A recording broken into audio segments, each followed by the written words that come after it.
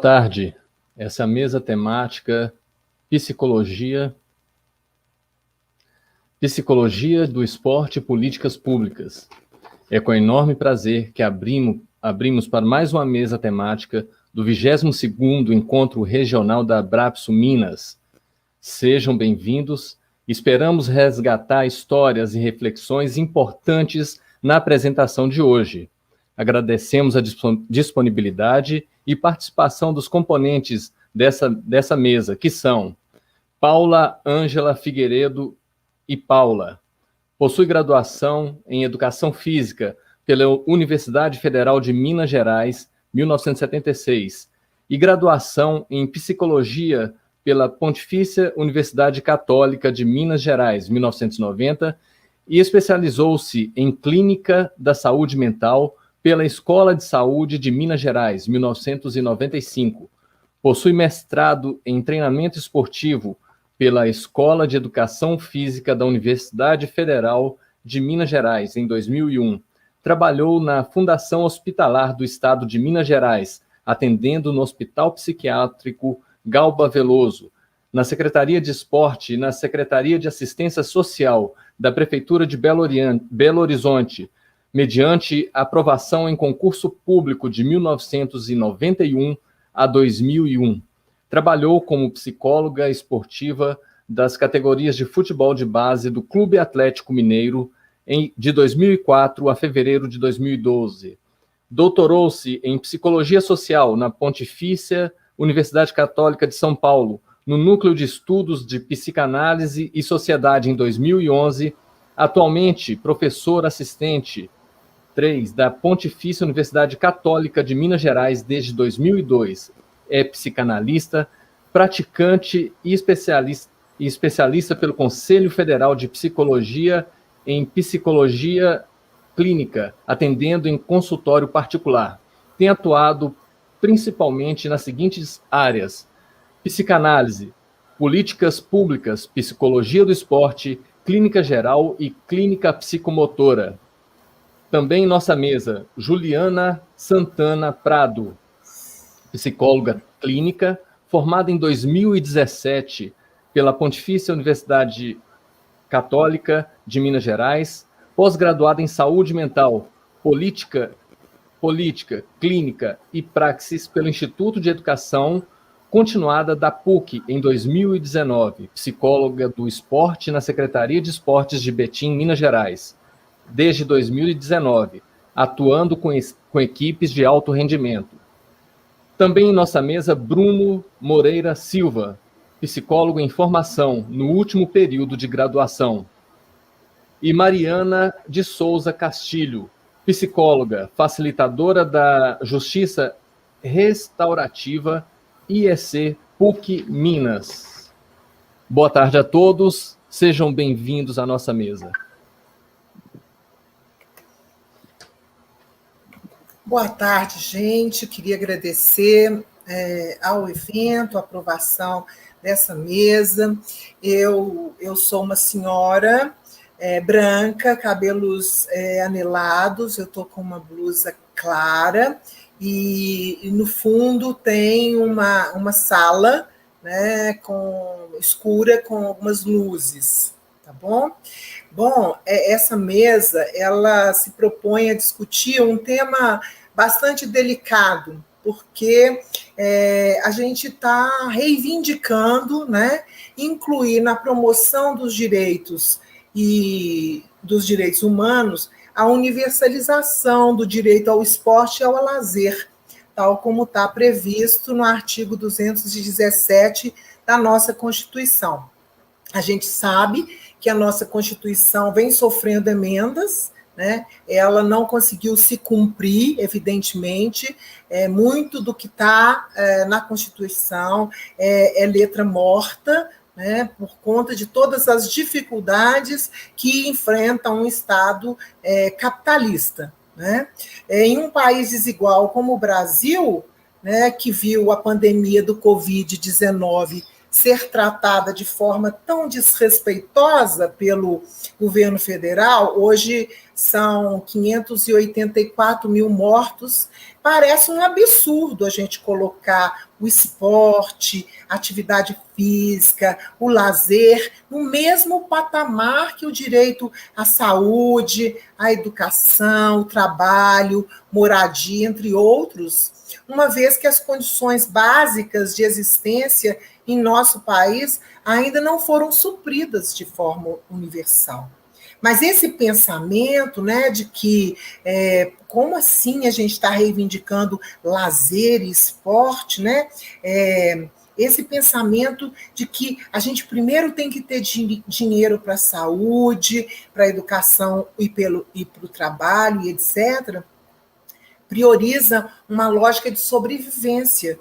A gente não está vivendo, a gente sobrevive, a gente não tem qualidade de vida. Então, discutir o esporte, a atividade física, com princípios de democratização, a prática, isso é muito importante, né? Lutar por esse direito ao esporte, enquanto um dos conteúdos do lazer, para nós dessa mesa, ele é relevante, pois só através só através desse acesso ao esporte democratizado, a gente tem mesmo um povo que alcança uma qualidade de vida, né? Então, aos profissionais da psicologia do esporte, né, a gente sofre, todos os profissionais da psicologia do esporte e também de alguns colegas psicólogos da psicologia social, fazem má compreensão do que trabalha o psicólogo do esporte nas políticas públicas, mesmo quando essa política pública está dando condições de pessoas da comunidade, né, seguirem a vida como esportista e terem oportunidade de ascenderem, né, como atletas profissionais. Então, isso é muito importante, o esporte enquanto direito de participação e enquanto democratização, para que se possam aparecer novos talentos e pessoas que tenham condição de fazer do esporte, né, o seu sintoma, a maneira de se marcar no mundo, se realizar como sujeito, né? Então, essa mesa, ela vai contar tanto com uma pessoa, né, a Juliana, que está trabalhando numa política pública, como ela também vai contar com a participação de 2 alunos do estágio de psicologia do esporte da PUC Minas São Gabriel.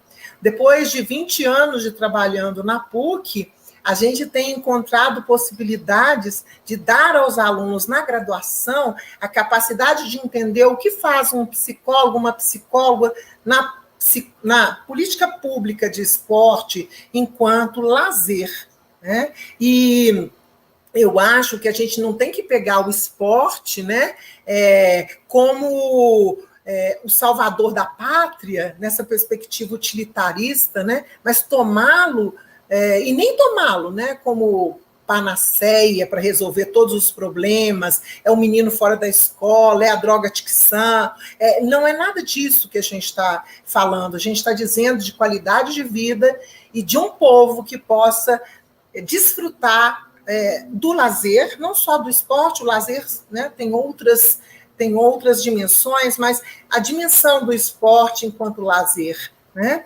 Então, a gente sabe que a emenda constitucional 95 de 2018 alterou dramaticamente, né, a Constituição, porque restringe o investimento do Estado em políticas públicas por 20 anos.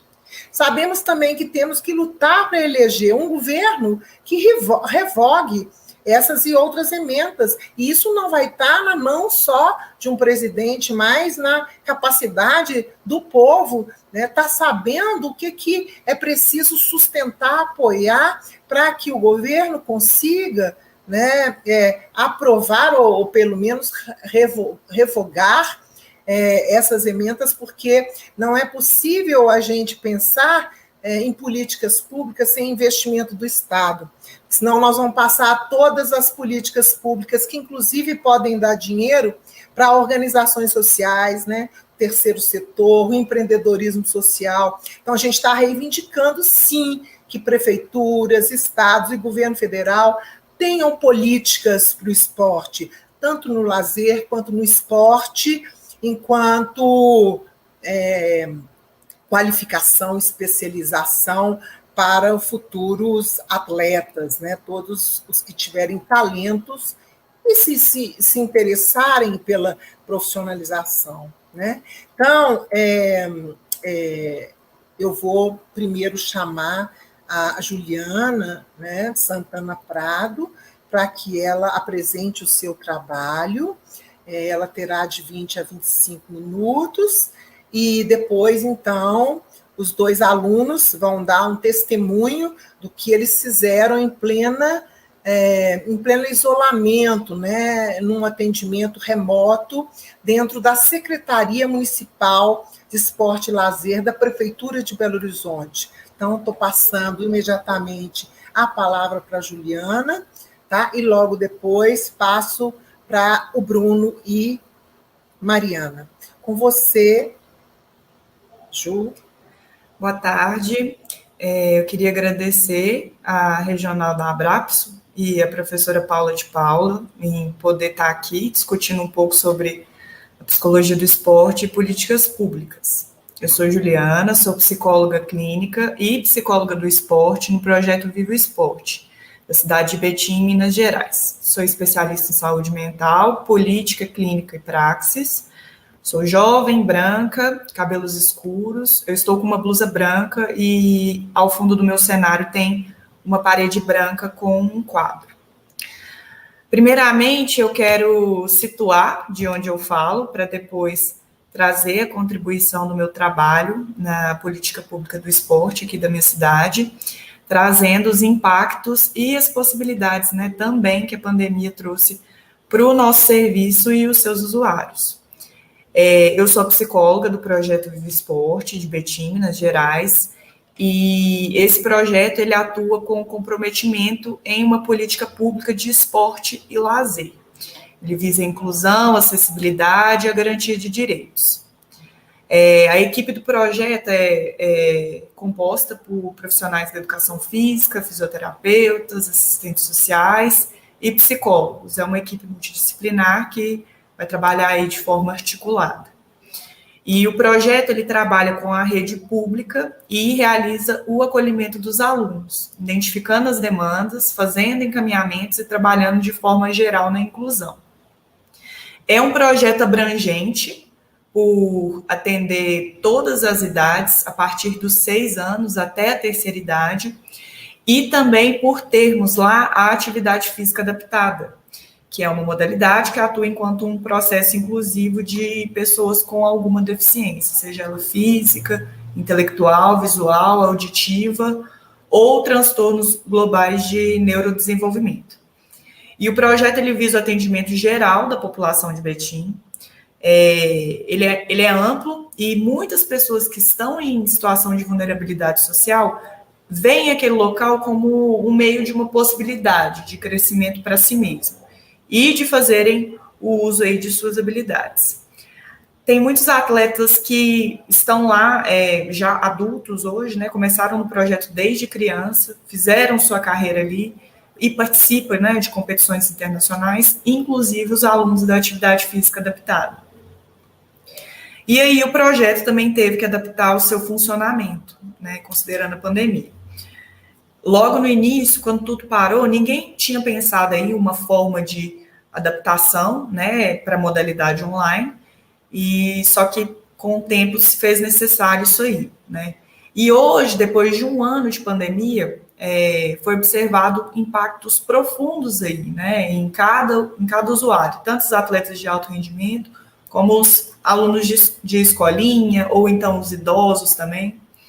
Por exemplo, na atividade física adaptada e nos atendimentos para os idosos, muitos alunos tinham como rotina o momento de se prepararem para ir para a aula, fazê-la e voltar para casa. E aí, muitos deles não tinham outras atividades além do esporte. Talvez eles faziam parte de algum centro de convivência, mas tudo fechou, né? E a maioria desses alunos, em específico, precisam normalmente de um acompanhante para fazer atividade, o que também não era possível, né? muitos deles não tinham ali intimidade com o telefone ou com o computador e acabaram desistindo. E o impacto subjetivo disso pode ser uma causa de piora até no quadro diagnóstico e emocional desse aluno. Não só os alunos, né, que precisam de acompanhamento profissional mais de perto, mas quem é praticante de atividades físicas em geral sentiu também o impacto do isolamento. Porque o trabalho remoto, a disposição do telefone celular, do computador, de rede social, a maior parte do tempo, sem aquela correria do cotidiano, vai favorecer a acomodação aí do corpo, a preguiça. Quanto menos o corpo se movimenta, mais ele entende que não precisa liberar certos neurotransmissores durante o dia. E essa falta de estímulo pode até mesmo atrasar o desenvolvimento psicomotor de uma criança, por exemplo, que também proporciona esse sentimento de estagnação, desânimo, de ansiedade, de estresse, episódios depressivos. E aí a gente entra com os trabalhos remotos, né, que deram uma possibilidade para esses alunos, para esses atletas. Aqueles que não desistiram do seu esporte estão se exercitando em casa, né, tiveram uma melhora emocional, a gente pôde observar isso, estão ocupando o próprio tempo, e agora as pessoas que não tinham tanta intimidade com o celular agora têm, de forma a desenvolverem a própria autonomia com esses recursos digitais, e também uma intimidade maior até com os professores que acompanhavam eles, né?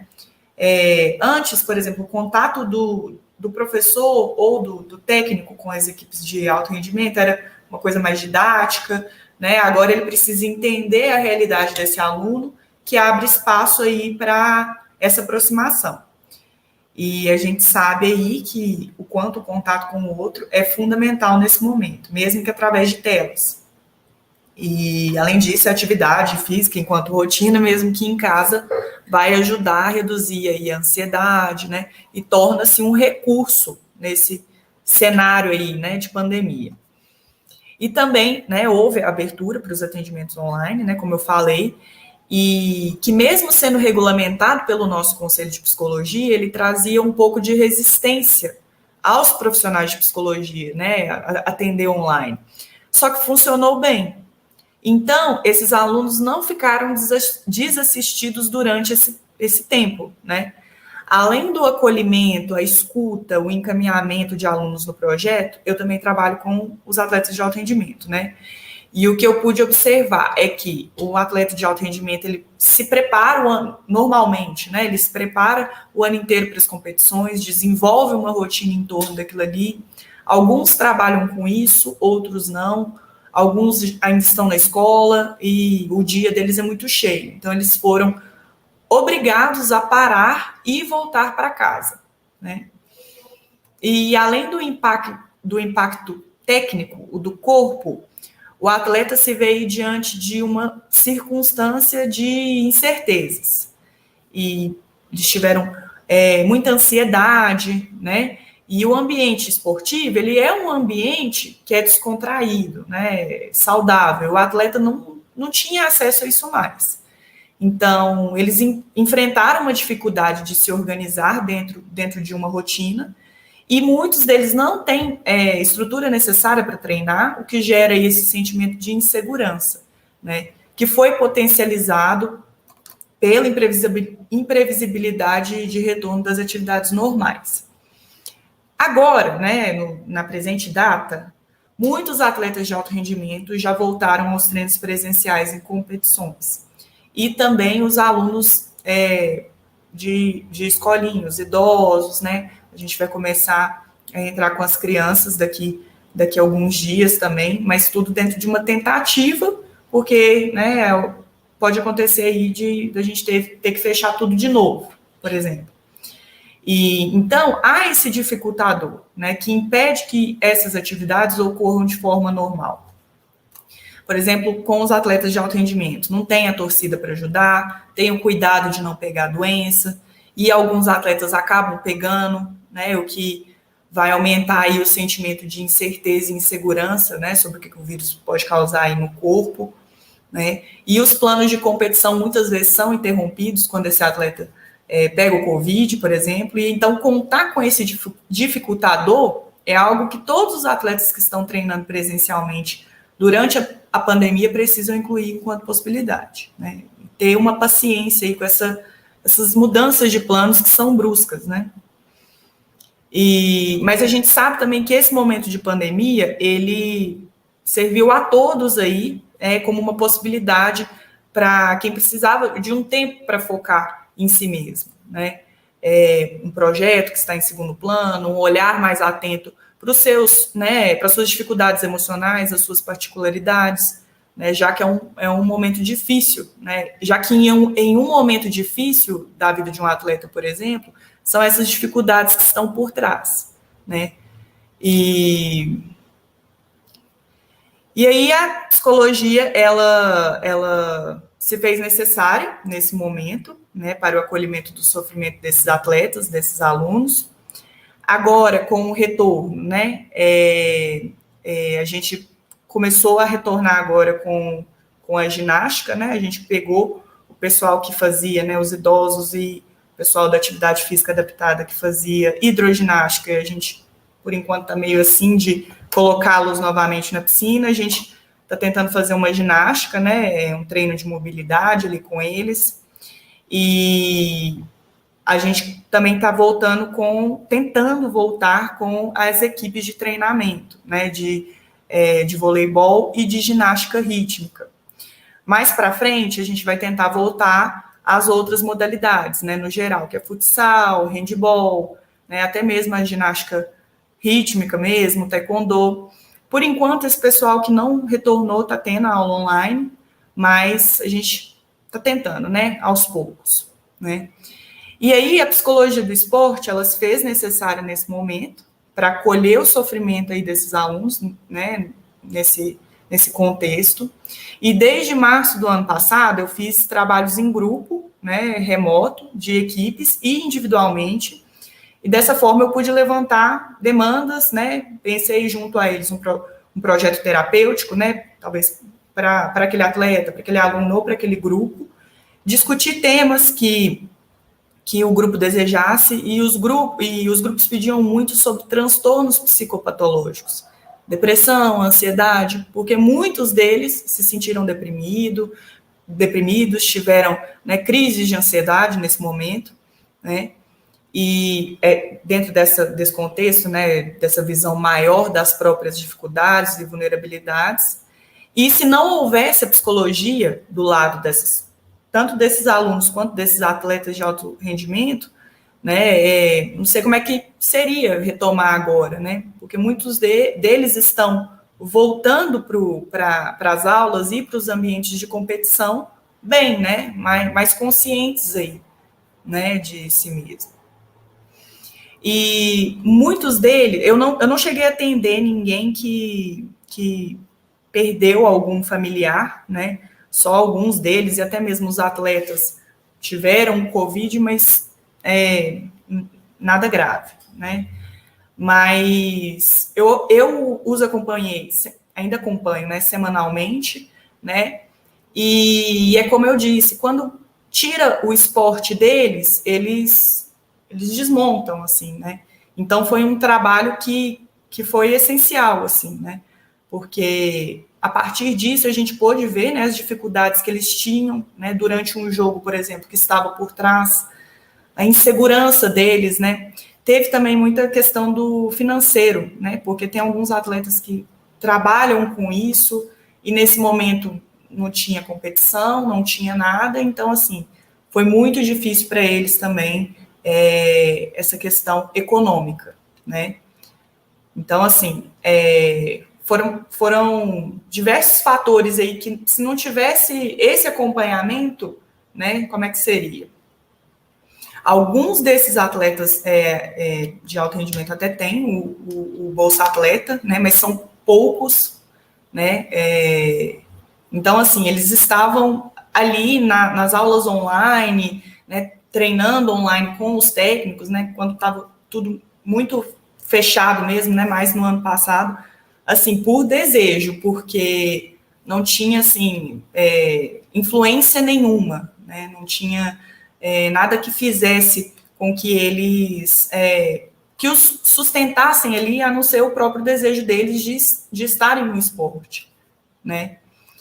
E a gente buscou muitas possibilidades para essas pessoas nesse 1 ano e meio, então houve esse cuidado, né? Eles tiveram suporte, esse espaço de fala, eles tiveram a possibilidade de elaborar metas para eles mesmos, e identificando aí as próprias limitações, e eles começaram a validar as próprias fragilidades deles, né?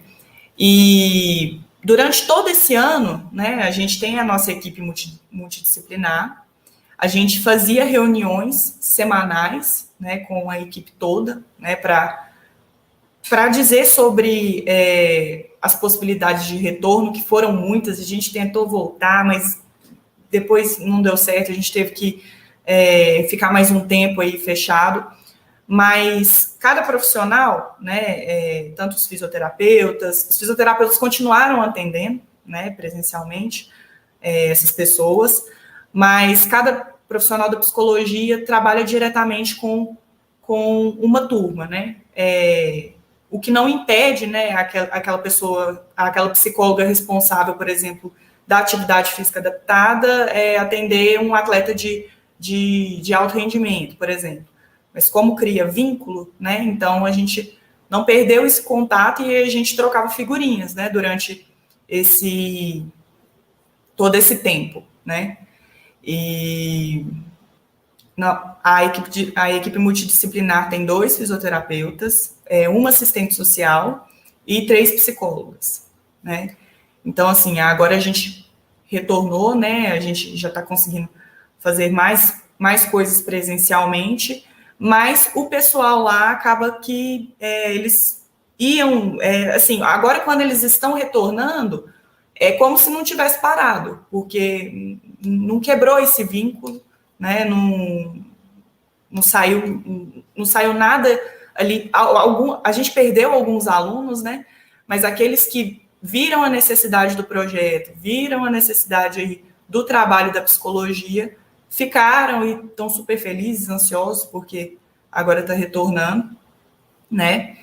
Então, agora, né, quando esses atletas, eles retornam e havia muita autocobrança deles, né, nos treinos, porque é um ambiente de competição, é um ambiente que tem muita cobrança, né? Então, agora, a gente conseguiu até trabalhar isso com eles, né? Porque os tempos são outros, então as cobranças não precisam ser as mesmas. E eu, pelo menos, observei que eles estão mais tranquilos, né? E só que esses alunos que a gente acabou perdendo, né? Muitos deles começaram a passar por dificuldades mesmo, financeiras, né? Não tinha acesso à internet, não tinha um telefone bom para poder conseguir fazer os treinos, para poder até conseguir conversar com as psicólogas, e alguns por questões, assim, emocionais mesmo, né? Desanimaram. Começa a acontecer tanta coisa, perdem o emprego, ou então não estão muito bem, assim, emocionalmente, então eles acabam saindo mesmo. A gente tenta resgatar esses alunos que saíram, a gente está ligando para aqueles que estão no projeto há quase 15, 20 anos, pedindo para voltar e tudo, uns falam que vão voltar, a gente está aguardando, mas outros, assim, a gente não tem nem notícia mais, muda de telefone, né? Mas, assim, como é um projeto antigo, qualquer pessoa e fica no mesmo lugar, né, que é bem próximo ao centro de Betim aqui, o pessoal passa por ali direto, né? Passando por ali, eu tenho certeza que eles entram lá e voltam a fazer as atividades, né? Então, assim, foi um momento aí em que a gente conseguiu fazer bastante coisa com eles, né? A gente incentivou muito eles, né? E foi trabalhar também essa motivação, né? E a gente deixa claro, né, que apesar da pandemia, dessa demora, né, porque a gente ainda está em pandemia, isso é algo temporário aí, né? E tudo isso foi feito, mesmo que de forma remota, né? Então, agora, quando eles retornam, o psicológico está alinhado com o corpo. E assim, só para eu poder concluir minha fala, né? A gente sabe, né, e nós podemos ver através das Olimpíadas, né, agora de Tóquio, por exemplo, que a falta de incentivo, né, do Brasil ao esporte. E são milhares de carreiras que a gente perde por não ter esse olhar aos atletas. E quando a gente fala de esporte, a gente só, né, senso comum, assim, a gente só vê futebol e mais nada. Nem pensa nessas outras modalidades que eu falei aqui agora, por exemplo, né? E mesmo assim, se a gente fala de futebol, né? A gente conversa com uma criança, né? Uma criança que está em situação de vulnerabilidade. O que você quer ser? Eu quero ser jogador de futebol, né? Para que pessoas da comunidade cheguem ao topo, é algo difícil, né? Então, hoje, os alunos que compõem o projeto, que estão por aí, mundo afora, construindo a carreira, e até mesmo os alunos mais novos, que já estão começando em competição, tudo isso dá uma esperança para a gente dentro da nossa atuação, que é muito difícil, né? Ela é muito dificultada por tudo, todos os anos, né? Agora tá pior, né? Mas a nossa atuação ela é muito justa, ela é muito compromissada, né? Então, quando a gente vê alguém que saiu do projeto e está construindo alguma coisa a partir daquele local ali, a gente entende que a gente tem um papel ali de transformar, né, alguma vida, né, mesmo com todas as dificuldades. E aí essa luta é uma forma aí de resistência, né? Pois, né, logo hoje, véspera de manifestação, né, a gente tem um cenário de instabilidade na nossa democracia, pois as escolhas, né, do presidente nunca foram em termos de políticas públicas. Nós vimos isso através do cenário pandêmico, e hoje nós estamos diante de um controle do governo sobre a gente, né? A narrativa, por exemplo, até julho era corrupção sobre compra de vacinas, e as pessoas pararam de discutir isso para discutir voto impresso, e agora a gente tem o 7 de setembro. Então, eles estão controlando a narrativa, né? Então, dentro das nossas possibilidades, né, atuando em um serviço público, nós devemos estar atentos ao que está acontecendo, entender que nós estamos no mesmo barco, né? O que podemos fazer é transformar os nossos ambientes de trabalho com a pequena parte da sociedade que o compõe, e nós oferecemos essa possibilidade para as pessoas, mesmo diante de todo esse caos político, né? É um olhar atento e compromissado, né? A missão que nos é dada aí enquanto psicólogos nas políticas públicas. E acho que é isso.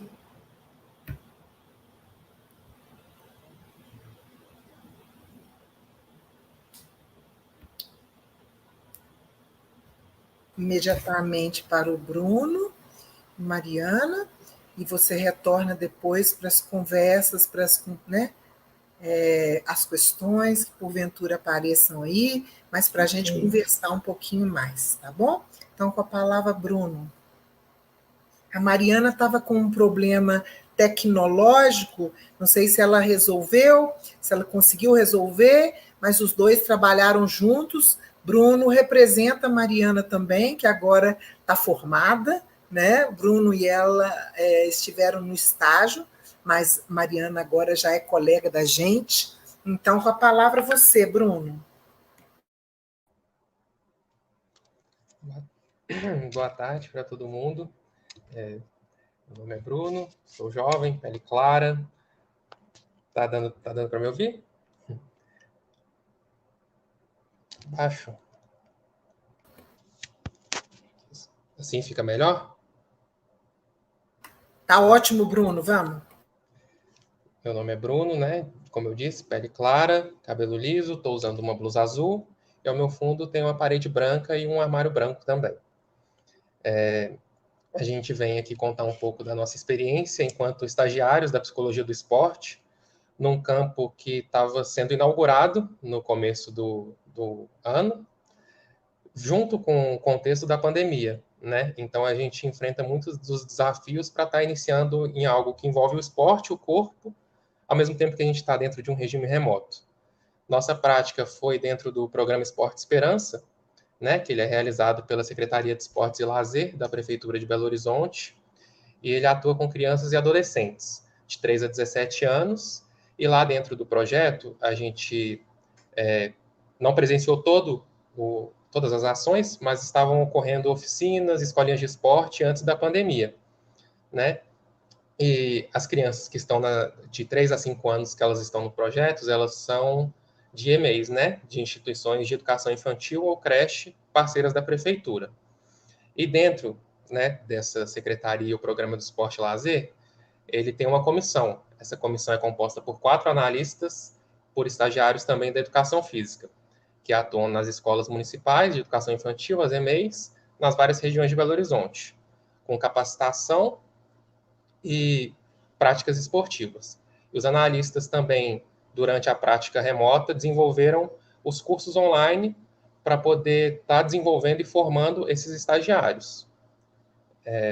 Lá a gente tinha como coordenador o Peter Figueiredo, que estava acompanhando a gente durante esse projeto. A nossa turma era um pouco maior e a gente está ali falando da nossa prática, que foi junto com a parte de capacitação. Tem alguma fala que você queira acrescentar, Mari? Obrigada, Bruno. Boa tarde a todas e todes. Meu nome é Mariana Castilho, sou psicóloga formada pela PUC Minas e facilitadora de justiça restaurativa pelo IEC PUC Minas também. Eu atuei junto à Secretaria Municipal de Esporte e Lazer enquanto aluna no semestre passado, né? Como o Bruno falou, foi o primeiro semestre de atuação, né? Junto à ISMEL. Para mim, eu gostaria sempre de ressaltar o prazer enorme que foi fazer esse estágio, iniciar essa prática, né, dar início a esse legado que é tão importante, né, a atuação da psicologia do esporte junto às políticas públicas, né, e trabalhar também com essa conscientização do esporte como um direito, né, que é, como Paula disse no início, e Juliana também reforçou, é tão importante, né, o cidadão entender que é um direito e a gente não precisa só de trabalhar para sobreviver, né, a gente tem que viver também, a gente também tem direito ao lazer e o esporte também é uma dessas formas.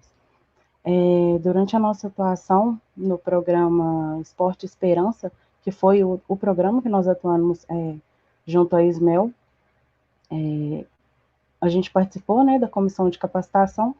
Como o Bruno ressaltou, nessa comissão de capacitação, eles encontraram alguns desafios para poder... Gente, eu vou só interromper um pouquinho, porque eu tive problemas técnicos mais cedo, então, qualquer interrupção na fala, eu peço que alguém me sinalize no chat, porque a internet está um pouco ruim, a conexão, tá? Mas voltando, nossa atuação, né, na comissão de capacitação, eles encontraram alguns desafios diante do cenário pandêmico, né, por causa dos estagiários. Porque a Ju, ela falou, né, sobre retirar o esporte de um atleta e o atleta fica sem chão. O estagiário de psicologia, a gente encontrou ele nesse mesmo cenário. Encontramos estagiários de psicologia nesse projeto que estavam no início do curso. De educação física, né, Mari? Isso, de educação física, perdão. Você é estagiário de psicologia, está no finalzinho do curso, né, Bruno? Te encontrei também. Mas de educação física, né, que estavam no início do curso, e alguns no final do curso também. Então, nós precisamos conversar com eles também sobre a perspectiva, né, de atuação nesse campo pandêmico agora, como que eles fazem, como que eles estavam se sentindo em relação a isso, né, porque as dificuldades que nós encontramos também com a atuação dos analistas foi bem essa também, a proximidade, porque era só esporte, era mais futebol, eram as coisas mais rotineiras, né, sempre focado no alto rendimento, e aí a gente foi tentando voltar, né, com essa conversa em torno das políticas públicas. E o esporte é para quem? O esporte é só de alto rendimento mesmo? Qual que é o papel do lazer? Onde que ele entra nisso? E na situação de alta vulnerabilidade, como que essas pessoas estão alcançando essas formas de lazer, de esporte durante a pandemia também. No princípio, a nossa atuação foi por esse viés e recebendo o retorno, né, dos alunos e dos analistas também, através das reuniões que eram semanais, nós conseguimos ir trilhando um caminho junto a eles, né, construindo a nossa atuação de outras formas também para abranger, porque a construção de um atleta, a construção de um cidadão por inteiro, né, não é só de uma face, são várias. Então, uma pessoa que ela está na prática esportiva, ela não é só aquele ser no campo, aquele ser na quadra, ela leva com ela a vida dela toda fora do campo também. Então, isso vai impactar na atuação dela ali durante o esporte. E isso a gente trabalhou bem durante a nossa prática de estágio. Continuar? E um comentário, né, Mari, dessa prática, o que foi essa prática? Eu fiquei pensando, e primeiro agradecer muito a fala da Juliana, né, mas, assim, nós, enquanto estagiários, inaugurando o campo, né, a gente não tinha a Juliana para falar lá para eles um pouco o que seria essa área da psicologia do esporte. Então, antes da gente começar a nossa prática da psicologia do esporte, na verdade, começando a nossa prática da psicologia do esporte, a gente identificou, né, junto com o retorno que eles nos davam, que a gente não precisava só chegar e esperar com que fossem surgindo temas e a gente fosse acolhendo, mas com que a gente precisasse, em um primeiro momento, falar, olha, nós somos da psicologia e a gente pode contribuir de diversas formas, e a gente vai mostrar algumas para vocês. E fica ao critério de vocês entender se elas são interessantes para vocês ou não. Porque o campo da psicologia do esporte, ele é um campo novo, né? Ele surge como uma ciência de um tempo muito recente, assim como a psicologia é uma ciência muito jovem, né? Então, um grande desafio para a gente, inicialmente, foi falar que a gente estava ali e que a gente tinha muito a contribuir, porque tinha muita expectativa dos profissionais, dos alunos e nossa também, de que a gente chegaria e poderia fazer diversas coisas. Mas a gente tem o contexto da pandemia e a gente tem as limitações do o que é a psicologia para as pessoas que estão ali. Porque a psicologia é sempre algo a ser investigado pelos outros, né? As pessoas estão sempre se perguntando o que faz o psicólogo, o que seria um psicólogo aqui, será que eu estou precisando de um psicólogo? E todas essas questões, né? E aí, quando a gente chega e a gente apresenta que a psicologia é um campo que está disposto a trabalhar com o alto rendimento, sim, dentro do esporte, mas que está pensando também nas políticas públicas e na democratização do esporte, e que dentro disso tudo a gente pode estar oferecendo práticas comuns da psicologia, que são a escuta, que são voltadas para acolhimento, que são voltadas para rodas de conversa, que são voltadas para capacitações, ou que são voltadas para autoconhecimento, que é tão importante, principalmente num momento de pandemia, que a gente fala muito de fragilidade, de necessidades e de cuidados que são essenciais, ou serviços que são essenciais, né? Então, dentro desse período, desse percurso, a gente começa a desenvolver o que seria a nossa prática, né, Mari? E a gente vai, após falar que a gente tem um campo, que a gente tem temas, motivação, atenção, ansiedade, depressão, ou questões mais psicopatológicas, igual a Juliana também falou, que muitas vezes os adolescentes procuraram para essa temática, mas de o que a gente pode fazer que contribua para esses educadores também em formação, né, esses educadores físicos. Então, a gente vai com uma sugestão de roda de conversa, inicialmente porque não conhecíamos os estagiários e a gente tinha o máximo de contato com os analistas pelo grupo do WhatsApp e um grupo com os estagiários que também era bem pouco movimentado.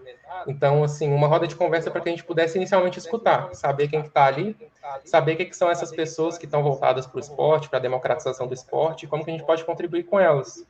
Porque de nada adianta a gente chegar com um super planejamento, algo super pronto e encaixotado, sendo que as demandas que eles enfrentam são totalmente diferentes daquelas que a gente imaginou. Então, quando a gente faz essa roda de conversa, a gente escuta, a gente se comunica com eles, a gente vai percebendo como que surgem movimentos muito interessantes, ricos para a psicologia, que tem tudo a ver com a psicologia do esporte, né? Que, num primeiro momento, foi o de criar um vínculo, né? E dentro de uma prática esportiva, se você está falando de um esporte em equipe, ou se você está falando de uma relação entre um atleta e o treinador, ou ali com um professor de educação física, que, pelo menos na minha experiência de escola, tive muitos que me marcaram, tanto de uma forma positiva, quanto de uma forma que me fazia parecer que a prática do esporte não era tão democrática quanto eu gostaria que fosse naquele momento, né, devido a questões que a gente tem com o corpo, e com a autoestima, e com o rendimento mesmo.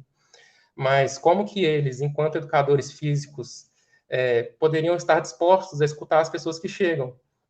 E eu falo disposto a escutar mesmo, porque na primeira roda de conversa que a gente fez, a gente não fazia as coisas do que desse vontade, a gente consultava os analistas, a gente levava as nossas perguntas e a gente falava com eles, vamos fazer a partir dessas aqui o que a gente pode fazer junto, o que a gente dá conta? Então, muitas vezes surgiam questões como uma que foi trazida assim, tá, mas e se eles falarem algo que a gente não dá conta, né? O que a gente faz com o que a gente está ouvindo? E aí foi o momento que eu respondi, né? A gente escuta. E a escuta é muito importante. Enquanto a gente da psicologia reconhece isso, a gente tenta passar isso para outros profissionais. Porque para a psicologia pode parecer algo muito óbvio, e muitas vezes nem tanto, porque eu falo da minha experiência, muitas vezes parece que a gente escutar é pouco, mas escutar é muito valioso.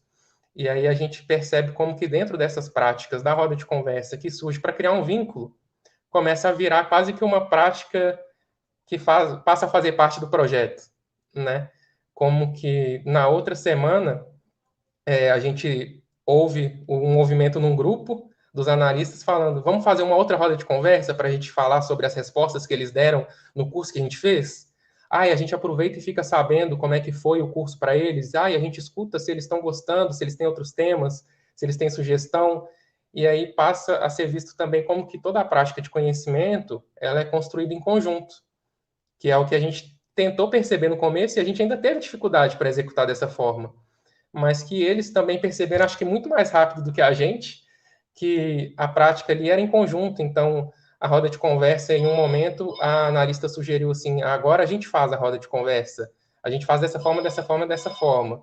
E aí a Mari, sempre com algumas perguntas, aos seus modos de investigar, chegava e sugeria de outra forma, chegava e perguntava mais um pouquinho, e as coisas iam tomando sempre contornos que não eram tão como o que tinha pensado no início, mas que sempre traziam um retorno super positivo.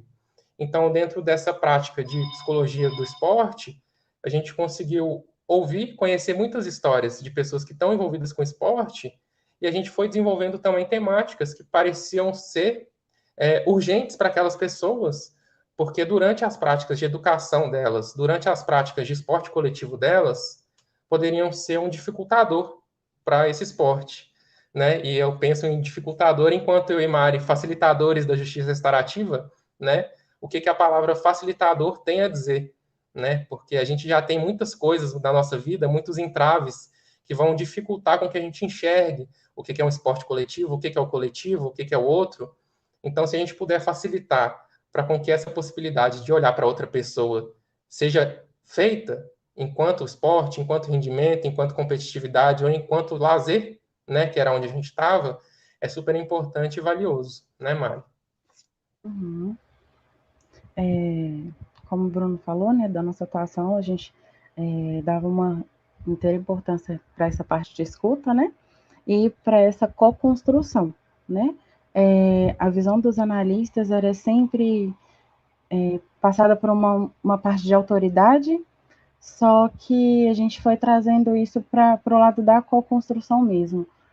A participação dos alunos, a sugestão dos alunos sobre os cursos que eram disponibilizados para eles, o que eles estavam achando dos cursos, e a gente ficou muito feliz quando viu que os analistas começaram a adotar a metodologia, né, da roda de conversa para colher esse retorno também, coisa que não tinha antes e também impactava na relação deles no grupo do WhatsApp que eles tinham com os estagiários, que a princípio não tinha interação quase que nenhuma, e no final nós percebemos despedidas, mensagens de boa sorte no caminho, né, na trajetória. Então, assim, a gente percebeu que foi criado um vínculo, mesmo que à distância, mesmo que alguns ali não chegaram nem a se conhecer pessoalmente por causa da pandemia, alguns já eram do grupo, né, anteriormente, então eles chegaram a ter esse contato pessoalmente, mas alguns entraram e saíram do estágio sem ter esse contato,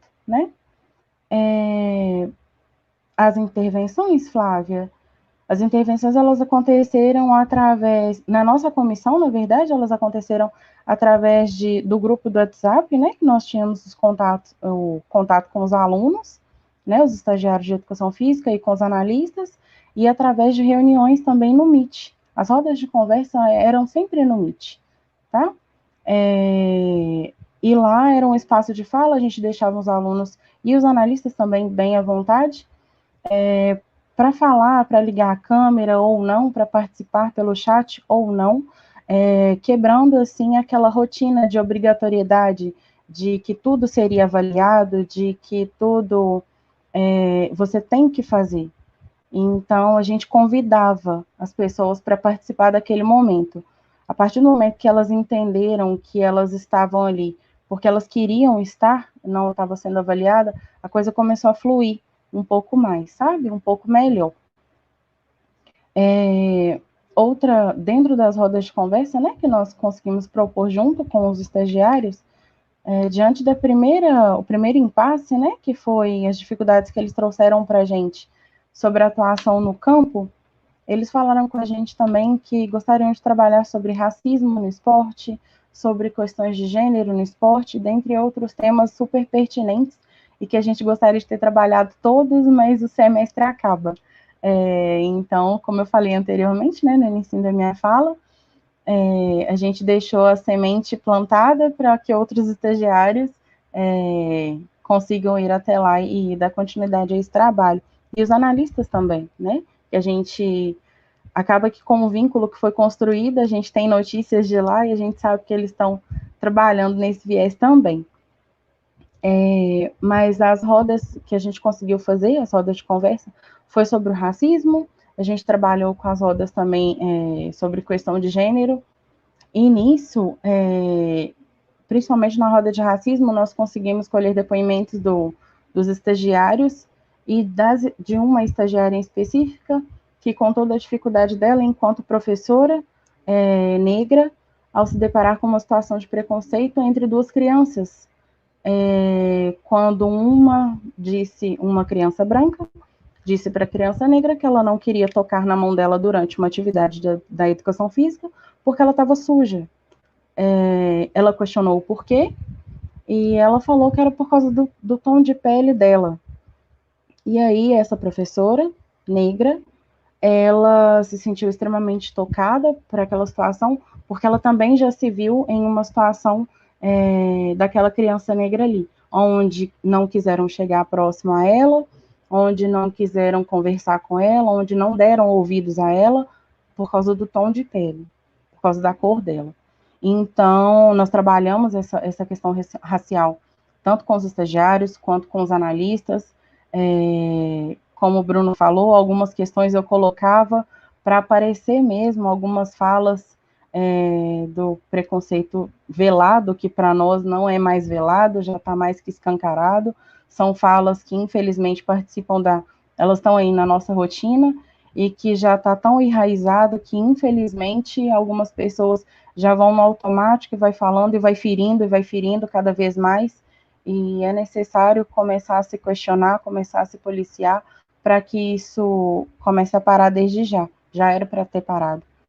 Então, essa roda da questão racial foi muito importante para a gente, da questão de gênero também, né? Onde, na questão de gênero, nós trabalhamos que, poxa, qual que é o papel da mulher no esporte, né? Que só depois do século XX que a gente conseguiu ganhar um pouco mais de lugar. Qual que é o papel do homossexual no esporte, qual o destaque que ele ganha e que ele não ganha, por que tem uns que têm mais visibilidade, por que tem outros que não têm, e escutar isso dos alunos, né, foi muito importante, porque eles começaram a se questionar realmente o porquê, por que não dão lugar para essas pessoas, né, por que não tem esse lugar de fala deles, e começar a trabalhar isso. A gente ouviu, né, de um retorno deles também, que eles vão passar a trabalhar isso com os alunos, desde as crianças. Por que a mulher não pode jogar futebol? Por que o menino não pode jogar vôlei? Por que só esses esportes são sempre vistos, né? Trabalhamos também em relação à gestão de risco nos espaços públicos, né? Por que é tão difícil fazer algumas atividades, por que é tão difícil o lazer, sendo que não tem recurso, infelizmente, para a utilização desses espaços.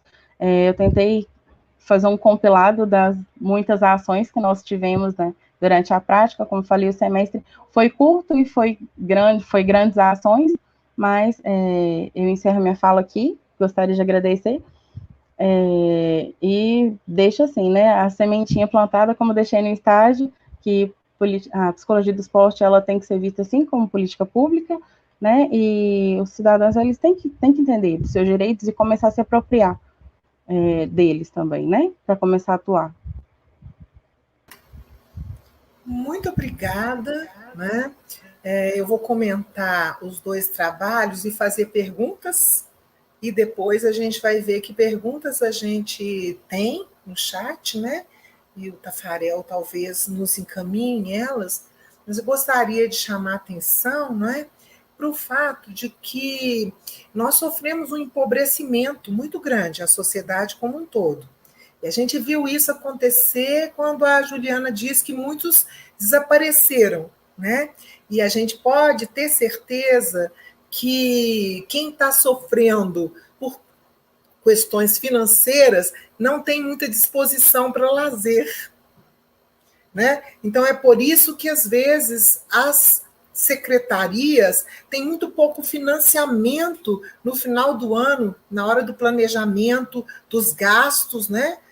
Depois do diagnóstico, tem muito pouco financiamento para o esporte e lazer, né? E quando tem financiamento para o esporte, muitas vezes é ligado a um esporte de rendimento, tá? Então a gente precisa saber que a sociedade empobreceu, que o esporte e a atividade física é uma mercadoria cara.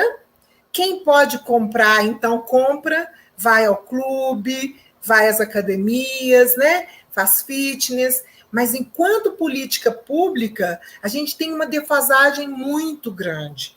As secretarias, e lá na própria política pública de Belo Horizonte, o compromisso da secretaria foi de fazer vídeos para poder a prefeitura ter na secretaria, né, instruções para as pessoas saberem como se manter ativos, praticando atividade. Às vezes, os próprios alunos da educação física responsáveis por produzir, né, orientações no voleibol, no handebol e outras atividades, e muitas vezes o público, que é público dos projetos da secretaria, não tem como acessar a esses vídeos também. Então, eu vejo que o empobrecimento vai afastando cada vez mais o povo do direito de praticar atividade física, esporte, né? Então, isso era uma coisa que eu queria dizer. Outra coisa é que quando a gente é psicóloga, seja onde for, mas nas políticas de esporte e lazer, a gente está sempre infiltrado para colocar, de alguma forma, o espírito democrático ali. Então, todas as nossas ações, elas são políticas também. E aí a gente vê isso na prática do Bruno e da Mariana, nessa equipe lá, nessa turma, porque eram mestres, doutores, o grupo de analistas da Prefeitura de Belo Horizonte são pessoas extremamente qualificadas, não é? E têm dificuldade de escutar o outro, porque o esporte, ele vem de uma tradição muito militar. A gente vê, inclusive, isso aparecendo na Olimpíada, porque muitas bolsas, né, de atletas foram dadas pelas Forças Armadas, a Marinha, a Aeronáutica, o Exército. Alguns atletas, eles bateram a continência. Então, essa é uma coisa que também a gente, como psicóloga, e sabendo que isso tem um espírito, o esporte deveria ter, né, condições de que o atleta pudesse se manifestar como atleta. Mas a gente vê também, nessa gestão, uma militarização do esporte de rendimento, e muitas vezes a gente vê dentro do esporte de rendimento mecanismos de silenciamento para a manifestação democrática contra o racismo ou contra qualquer outro preconceito. Então, o esporte, na verdade, seja de rendimento, seja no uso né, do corpo para o lazer, né, o bem-estar, o bem-viver, ele está impregnado dos mesmos preconceitos que a sociedade toda tem. E nós, como psicólogas do esporte, a gente dá o testemunho na nossa prática de como democratizar isso, de como né, como oferecer uma escuta para que realmente as pessoas que estejam no esporte sejam reconhecidas como sujeitos e não só como, né, objetos de mudança ou peças de reposição, né, ou produtos mesmo, mercadorias mesmo. Então, nosso trabalho, ele é muito difícil, ele tem muita dificuldade, né? E eu acho também que nem sempre os psicólogos do esporte vão para trabalhar no esporte sabendo desse compromisso social da psicologia. Porque, afinal, qual é? Né? A gente às vezes pergunta, vocês sabem quando que a Bolsa Atleta foi instaurada? No governo Lula, em 2005. Para retirar isso das camisas todas cheias de propagandas, porque são grandes marcas que financiam os atletas. Então, o governo acabou fazendo categorias de bolsas, desde 350, hoje vai até 15 mil, se vocês entrarem aí, vocês vão ver. Mas quem ganha 15 mil? Como é que eles fazem esse critério, não é? Adolescentes, estudantes, profissionais, né? Quantas medalhas, quais são os cálculos que aquela pessoa vai trazer uma medalha de ouro, de prata, de bronze, tudo isso está no cálculo do tamanho da bolsa. E nós sabemos, os atletas confessaram dessa vez, que muitos tiveram que fazer vaquinha virtual para poder ir. Muitos atletas ficaram desassistidos. Isso nos interessa como psicólogos. Isso nos interessa, porque a gente não é só aquela pessoa que chega ali e vai trabalhar. A gente tem uma militância em torno dos direitos humanos. E eu acho que o esporte precisa muito da gente, porque a gente entra nessa, ficar um pouco calada, mas quando falar, é sempre, né, alertando para a necessidade de escuta. De que, olha, precisa escutar. E esse temor de escuta que aparece, né, no Bruno é tipo assim, e se a gente escutar alguma coisa que a gente não consegue lidar? Eu me lembro que o treinador falava, Paula, mas você vai... Nós temos jogo amanhã, você não vai levantar a bola de trem problemático, não, né? Por exemplo, se levantar, nós vamos dar tratamento a isso, né, na sessão, e a gente vai para frente. Então, eu acho que vocês, né, os dois trabalhos deram uma grande contribuição. Eu queria fazer a pergunta, né, para a Ju, assim, de como é que a prefeitura tem organizado o financiamento, se, por exemplo, os treinadores que estão ali têm algum canal com a prefeitura, né, na distribuição e no financiamento, como é que há o financiamento lá, o que o atleta ele tem, o que o usuário tem, né? O projeto de vocês, ele está dentro da rede.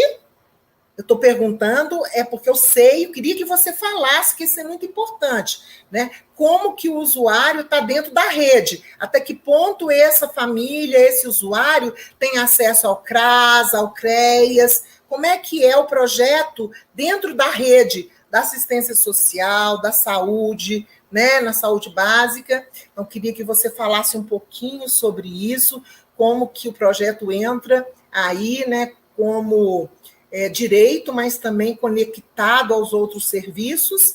E para o Bruno e para a Mariana, assim, o que vocês acham que vale a pena dizer, né, para quem está se interessando por essa área e que não tem, por exemplo, uma Ju ali, né? Está interessando por uma área como essa, o que deveria fazer? O que vocês aprenderam, né, na prática, que deve se fazer para justificar a importância da psicóloga no esporte? Então, são essas, e aí a gente vai vendo o que tem, né, de curiosidade. Eu já vi a Joana aí perguntando uma coisa, agradecer a pergunta dela, mas então passo para a Ju, depois para vocês dois, e aí podem ficar à vontade, que a gente tem um tempinho, né, para poder conversar.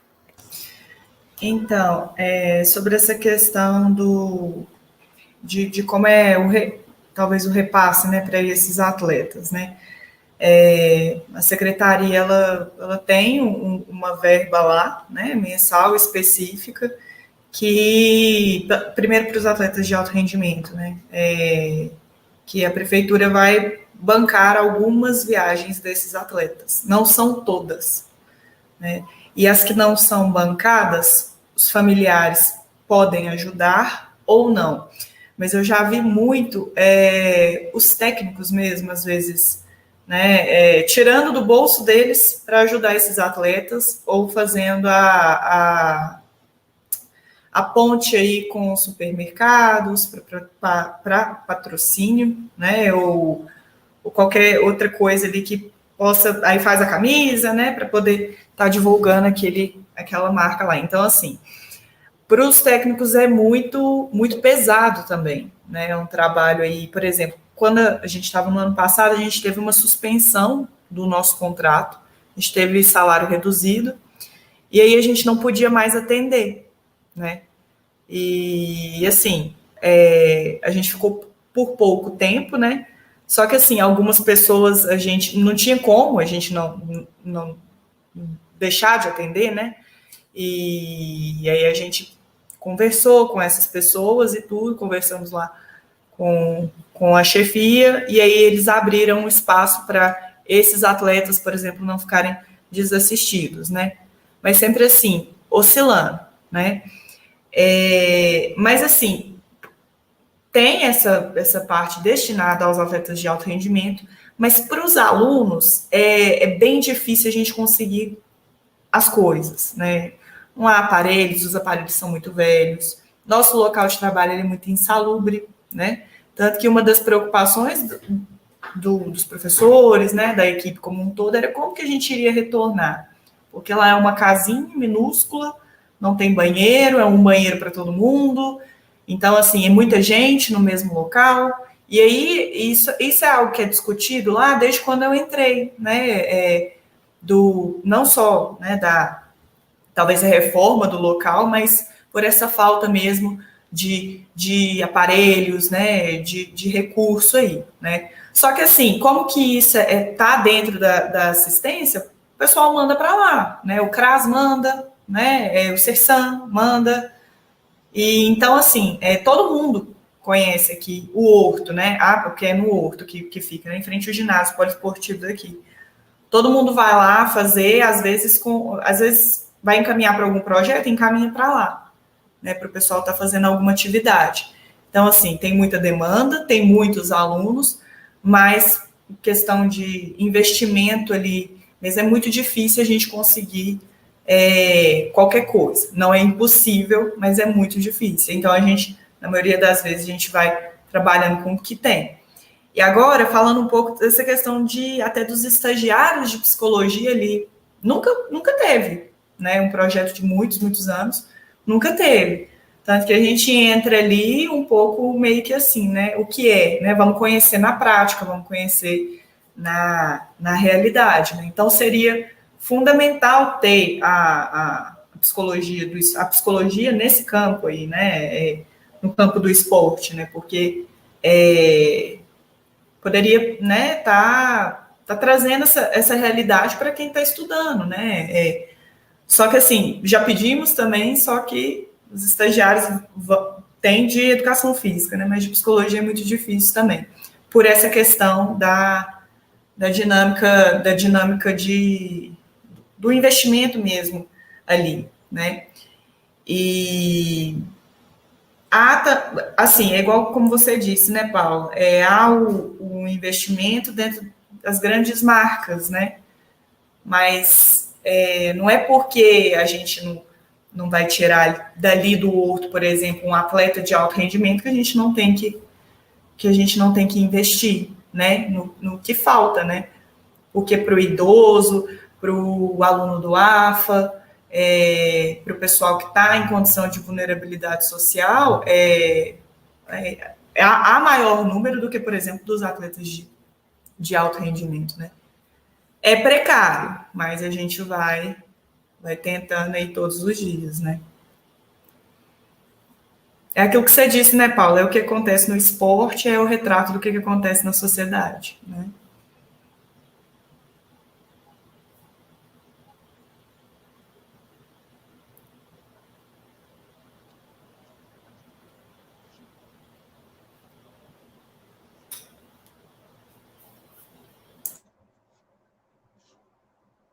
São vocês agora, viu? Estava aguardando se você ia fazer algum comentário, Paulo. Mas, pensando nessa perspectiva de inserção, né, da psicologia do esporte, a gente enquanto estagiário, e essa fala que a Juliana terminou, acho que é a ideia mais essencial, né, de que o que a gente vive dentro do esporte é o que a gente vive dentro da sociedade como um todo. Então, pensar que toda a prática nossa, enquanto psicólogos em formação, ou enquanto psicólogas como todas vocês, é entender que a gente vai enfrentar desafios que não dizem só de uma prática esportiva, porque não é só o esporte, e não é só o atleta, porque o atleta não é só atleta, né? O atleta viveu a pandemia, o atleta provavelmente perdeu pessoas na pandemia, o atleta perdeu patrocínio na pandemia, se tinha patrocínio, ou teve mais incerteza ainda dentro da pandemia se algum dia vai ter algum patrocínio, ou uma criança que tinha como prática esportiva diária estar ali com os amigos e ter um momento também de estar tirando a sua atenção do que é a realidade dela dentro da casa dela, de que é ter um convívio com algo que traga mais vulnerabilidade para ela e estar se fortalecendo dentro do esporte. Então, o que traz muito para a gente enquanto possibilidade de atuação, acho que é justamente entender que ver uma pessoa praticando um esporte vai dizer do lazer, vai dizer dos desejos, das inseguranças, das incertezas, da motivação, do que ela espera para ela mesma, do que como que ela consegue enxergar o próprio corpo e consegue colocar o próprio corpo em movimento, porque são uma série de desafios, né? Antes mesmo da pessoa chegar no esporte, né? Que normalmente é onde a gente está. Mas quando a pessoa chega no esporte, tem muito mais que a gente possa escutar, tem muito mais que vai, muitas vezes, impedir a pessoa de estar naquela prática, porque ela entende que o corpo dela não faz parte daquele momento, daquela prática esportiva. Eu vejo isso diariamente dentro de contextos de academia de musculação. A gente vê muito falar disso dentro de práticas que exigem mobilidade, flexibilidade, velocidade, porque se a pessoa é muito pesada, ela não pode correr muito, se ela é muito pesada, ela não pode se alongar muito.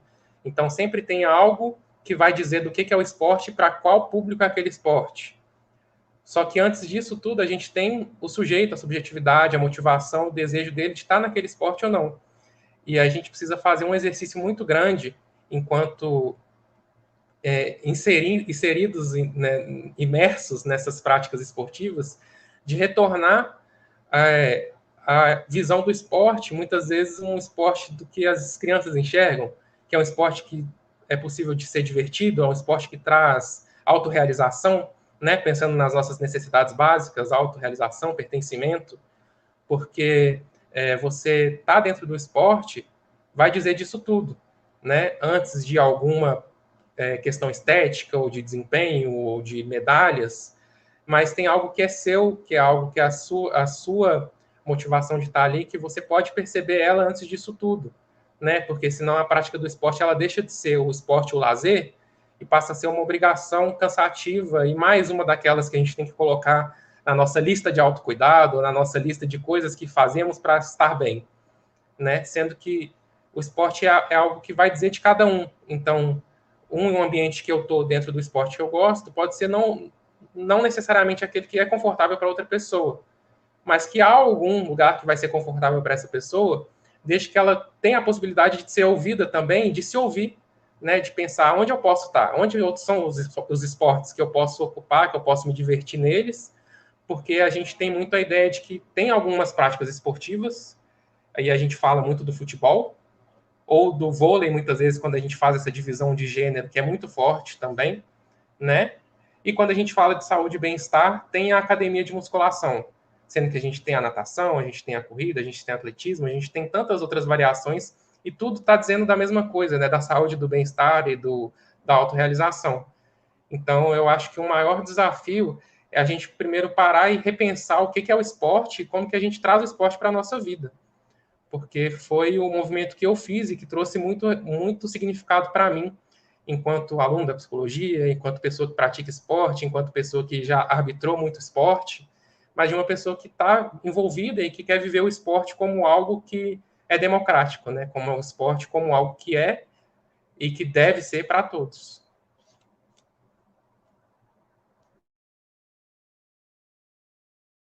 Posso complementar a fala do Bruno? Claro. É importante você dizer isso, Bruno, não só, talvez, normalizar, né, o esporte aí na nossa vida, mas eu acho que dentro da psicologia do esporte também, a gente, pelo menos os atletas, né, e todo mundo, assim, fala, o psicológico é que manda, né, mas quando que esses atletas treinam o psicológico deles, né, assim como eles treinam o físico, né? Então, num projeto, por exemplo, como esse que eu trabalho atualmente, né? O aluno entra ali, ou até mesmo um atleta de alto rendimento, eles vão ter esse contato com a psicologia do esporte, né? A partir de um psicólogo, ele pode ter demais encaminhamentos, né? Seja para psicologia clínica, né? Seja para um CRAS, né? Não sei, né? Então, assim, a psicologia, o psicólogo dentro do setor de esporte, ele vai abrir essa porta mesmo aí para a psicologia, ele vai colocar aí a psicologia na vida dessa pessoa, né? Porque, pelo menos antigamente, a gente, né, eu não sei, né, como é que era o Horto, né, a psicologia do esporte no Horto, por exemplo, há 15 anos atrás, né? Mas a gente não tinha a gente não tinha muito espaço, né? Então, assim, o espaço da psicologia do esporte também é a gente que vai fazer ali. Quando eu comecei a atender essas atletas de alto rendimento, né, como a Paula disse aí, né, elas fugiam, né, porque eram coisas ali que a gente levantava, né, sintomas do grupo, ou até mesmo de cada atleta, que eles não queriam saber, né, e se não fosse uma busca, né, uma persistência, né, por talvez esse contato aí com o técnico também, né, de estar falando, né, da importância da psicologia no esporte, hoje elas não estariam tão envoltas aí com o trabalho, né? Eu falo elas porque é uma equipe feminina, né, são muitas equipes femininas. E então, assim, a gente ocupa esse lugar também para poder conscientizar as pessoas da importância da psicologia, né? Não só no treinamento, mas na nossa vida, né? Quantos atletas dali, né? E até as alunas de escolinha também começaram a fazer terapia, porque surgiu alguma coisa durante a pandemia, né? Então, assim, o profissional que está ali, o profissional, o psicólogo que está ali, o estagiário de psicologia que está ali, que faz esse espaço também, né? Mari? Bom, o conselho que eu dou, né, para quem está querendo emergir nessa área foi, na verdade, eu repasso a fala que eu ouvi de você, Paula, no início do estágio, que entra e a primeira coisa é escute, né? Você precisa de ouvir as demandas que estão explícitas e as que não estão, porque muitas vezes é tão automática a atuação deles, né? O trabalho deles, que muita coisa passa desapercebida ali.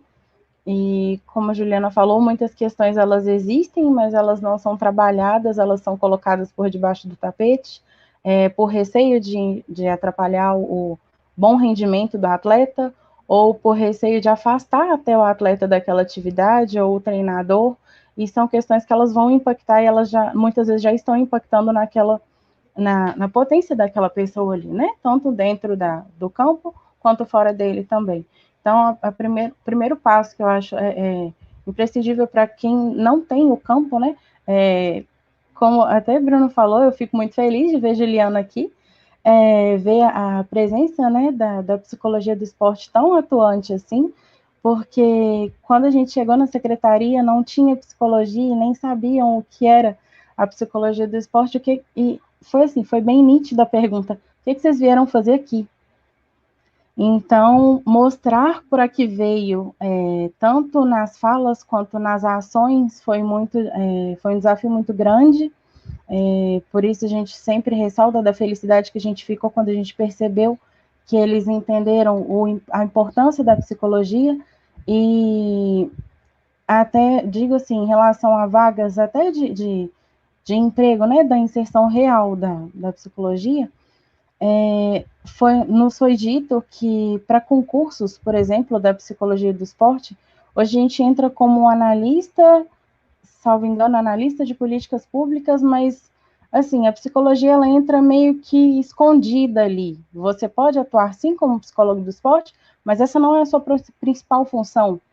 Então, assim, o quão importante a gente falar sobre isso, mostrar a importância, para poder pegar o nosso lugar de fato, né, e mostrar a importância de se discutir sobre a psicologia do esporte, né, de fato.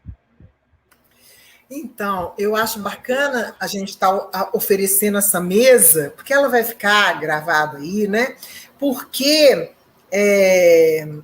mesmo as psicólogas, né, que estão no esporte, muitas vezes não sabem como democratizá-lo. Porque a gente entra no esporte e ele é um aparelho ideológico do Estado. Ou seja, ele funciona de uma determinada maneira, ele tem rituais de funcionamento, ele tem técnicas, existem protocolos que são submetidos não só aos atletas, mas todo mundo que está ali, treinadores, fisioterapeutas, psicólogos.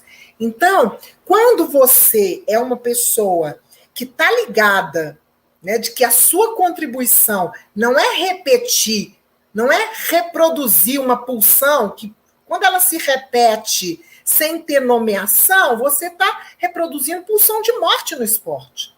Então, por exemplo, a gente vê uma Biles, que é a GOAT, né? Greatest of all times, ela é né? Se você levanta a hashtag Simone Biles, vai estar lá, né? GOAT, que é... Então, você vai olhar e ela fracassou flagrantemente em Tóquio. Por quê?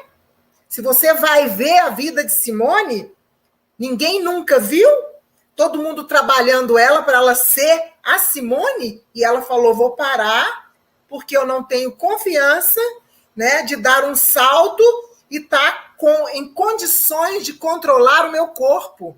Ela estava igualzinho o Ronaldão em 98, com uma dissociação absolutamente enorme entre a cabeça e o corpo.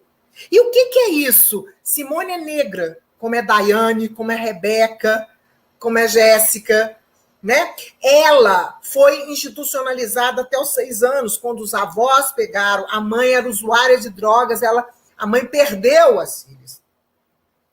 Ela, em 2015, revelou que tinha sido abusada pelo médico que há 20 anos abusava das meninas na seleção estadunidense. Então, muitas vezes, Simone teve que esquecer o corpo. O corpo dela estava só treinando, automatizado. Ela não estava pensando no corpo dela do jeito que o Bruno disse, que é um corpo, né, do prazer, uma pessoa sorridente, cheia de energia.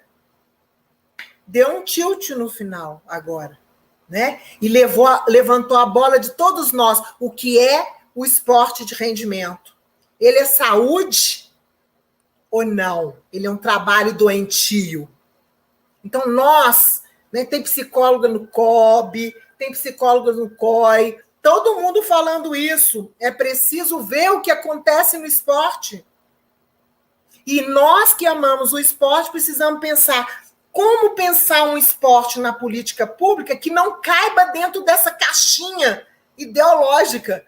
Ou seja, nós é que somos desafiados em pensar metodologias que possibilitem o gordinho, o baixinho, o que não é forte, praticar sem sofrer bullying.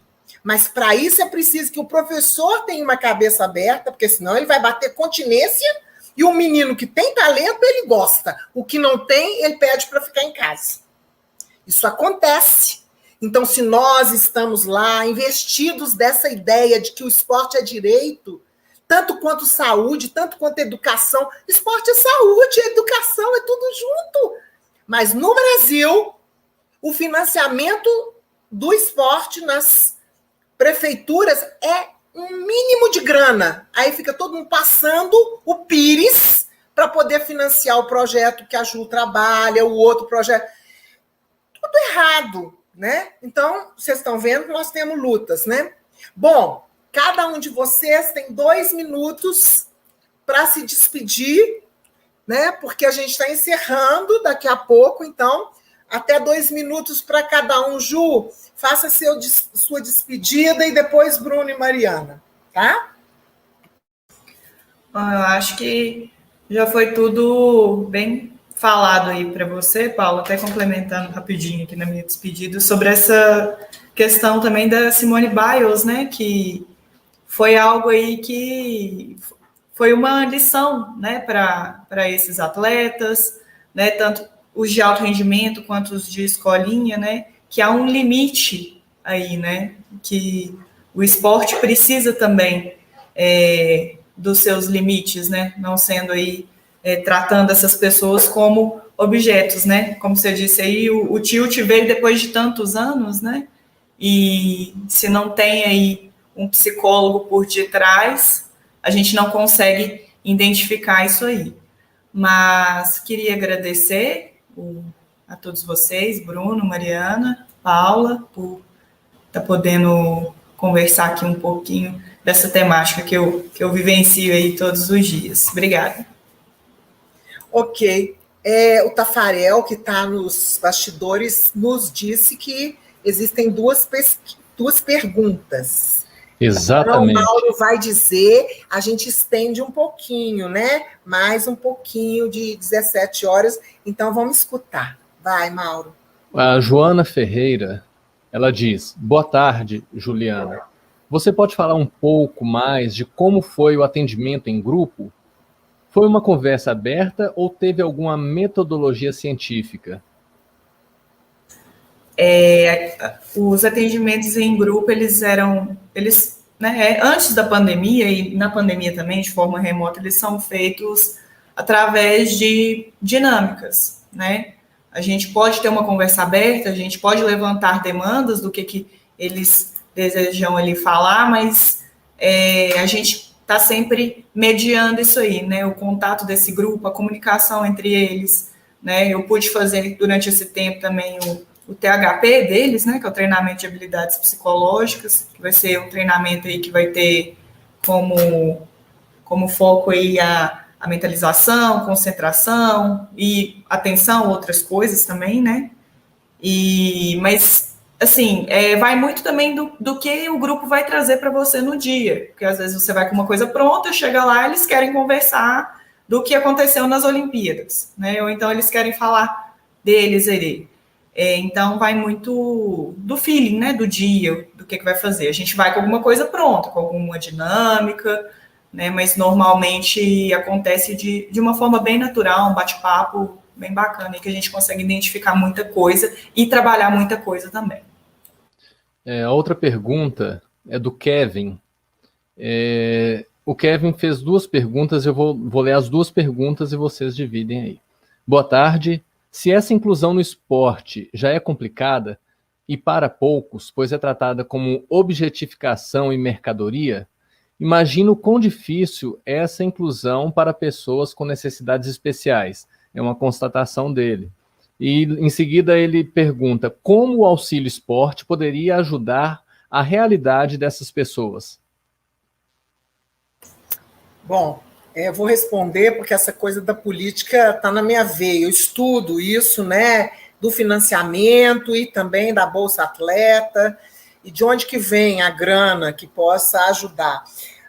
Do mesmo jeito, né, que a gente tem dificuldade de incluir os meninos, as crianças que não têm talento para prosseguir, né, estão ali justo porque têm o direito de estar, desfrutar daquela modalidade, né, com o treinador, entendendo que é assim, né, porque isso ficou na responsabilidade dos professores de educação física dentro da escola. O esporte escolar seria o lugar onde as pessoas tivessem teriam direito de aprender toda a cultura do movimento, seja os esportes, as lutas, né, as danças, tudo isso. E nas políticas de esporte e lazer, seria, então, uma forma de peneira, né, uma forma de ir selecionando atletas, crianças, adolescentes e pessoas que tenham sucesso ou que tenham alguma perspectiva de se especializar. As pessoas com deficiência, elas sofrem muito, muito, muito, né, na sociedade sem ser esporte. E dentro do esporte, a gente tem, na Prefeitura de Belo Horizonte, por exemplo, um projeto fantástico, que está dentro do Superar, né? Mas a perspectiva é sempre de encontrar talentos, ou seja, um financiamento voltado para pessoas com deficiência que poderiam fazer ou se especializar para o esporte paralímpico. Então, Kevin está completamente coberto de razão, porque é difícil, sim, para as pessoas com deficiência que vão para o esporte e que não vão. Tá? Então, temos isso. Eu queria falar também, né, Ju, é só para poder bater a bola, que Simone Biles teve acesso à psicologia do esporte, também tomou metilfenidato, que era uma pessoa vista como hiperatividade, mas eu não sei se as pessoas que estão na psicologia do esporte estão interessadas de escutar essas questões. O sofrimento da negritude, o sofrimento do abandono, o sofrimento, né, de ter que vencer pelo esporte para justificar, para se validar, porque muitas pessoas, né, têm uma motivação intrínseca em serem atletas para ascensão social. Um país que sofre, né, como alguns países da África, inclusive, mas como o Brasil, de poucas oportunidades, uma pessoa que tem talento, ela põe isso como plano A na vida dela. Vencer pelo esporte para ascensão social. Ela não vê a possibilidade de fazer medicina, engenharia, educação física, psicologia. Aí ela vê como esportista. Então, ela acaba fazendo da vida dela, ela passa, às vezes, 3, 4 anos sem faltar um dia num treino, comendo bem, fazendo tudo certinho. É uma cesse, mas também é uma renúncia de muitas coisas da vida. Então, eu acho que, se você é psicóloga, mas está atravessada pela clínica psicanalítica, você escuta um atleta de uma maneira diferente. Com certeza. Então, você não vai escutar o atleta só para... Não quero nem escutar, não. Concentre-se, respire, você vai mentalizar. Calma! Se a pessoa mentalizar sem ela falar da vida dela, não, mas isso aqui você esquece. Você esquece seu corpo que sofreu isso, que não sei o que. Esquece. Põe seu corpo automatizado para fazer o salto, porque ele é muito bom para isso. Aí o corpo chega uma hora e fala, desligo. É por isso. Não estou afim. Então, eu acho que esse é um exemplo claro do que acontece quando as pessoas não são escutadas. Mesmo tendo talento, uma hora elas dão um tilt e aí elas não funcionam. Bom, eu acho que a gente tem que... Olha, esse papo vai longe, mas eu dou aula 17h10, né? Então, eu preciso que Mariana e Bruno se despeçam.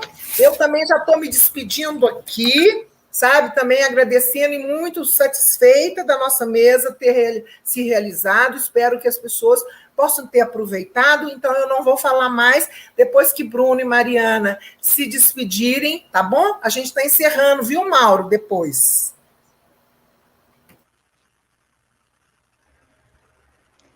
Bom, gostaria de agradecer a todos que estiveram presentes.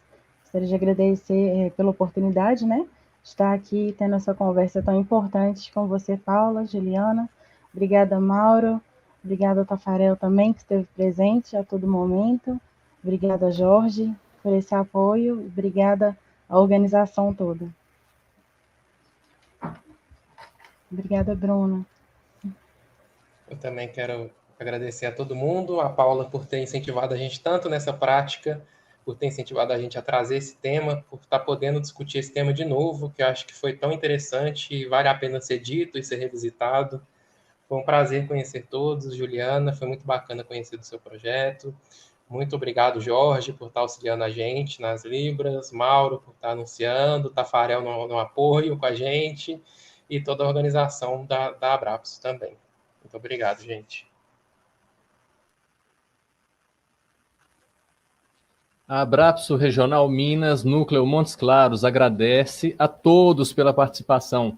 Obrigado aos participantes que disponibilizaram seu precioso tempo para participar dessa mesa temática de psicologia no esporte e políticas públicas. Aproveito a convidar todos que assistem a rodada de debates para que vejam a programação e acompanhem nossas atividades. Siga nossas redes sociais no Instagram, Abrapso Regional Minas e Abrapso MOC. Boa tarde.